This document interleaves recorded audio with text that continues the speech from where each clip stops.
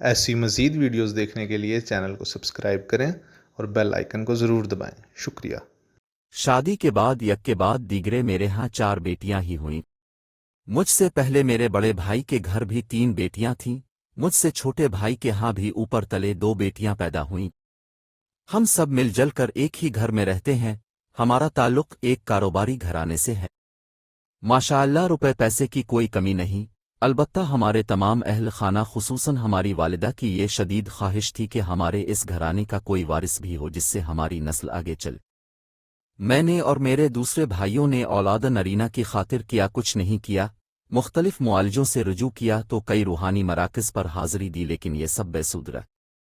ایک دن گاڑی پارک کرتے ہوئے میں نے ایک بارش بزرگ کو دیکھا۔ وہ سڑک پر اپنی ہی دھن میں مگن چلے جا رہے تھے کہ ایک تیز رفتار کار نے انہیں ٹکر ماری اور وہ سڑک پر گر گئے۔ انہیں کافی چوٹیں آئی تھیں۔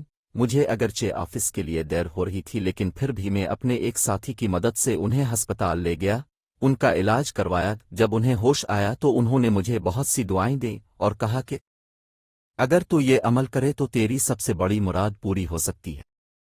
ایک بیٹا ہی مراد ہے، نہ تیری۔ میں حیرانی سے ان کی گفتگو سنتا رہا۔ ان بزرگ نے مجھے ایک وظیفہ لکھوایا اور اگلے ہی دن ہسپتال سے کہیں چلے گئے۔ شروع میں تو میں نے اس وظیفے پر عمل نہ کیا، لیکن کچھ دن بعد اپنی بیگم کے کہنے پر یہ وظیفہ شروع کیا۔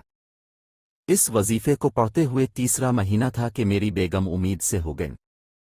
خدا کا کرنا ایسا ہوا کہ کچھ ہی عرصے بعد ہمیں بیٹے کی پیدائش کی نوید ملی۔ یہ ہمارے پورے گھر کے لیے جیسے عید کا دن تھا۔ بعد میں یہی وظیفہ میں نے اپنے چھوٹے بھائی کو بھی دیا۔ اس وظیفے کی برکت سے اللہ تعالیٰ نے اسے بھی ایک بیٹے سے نوازا۔ اپنے گمنام محسن کو میں نے بہت تلاش کیا، لیکن وہ دوبارہ مجھے کبھی نہیں ملے۔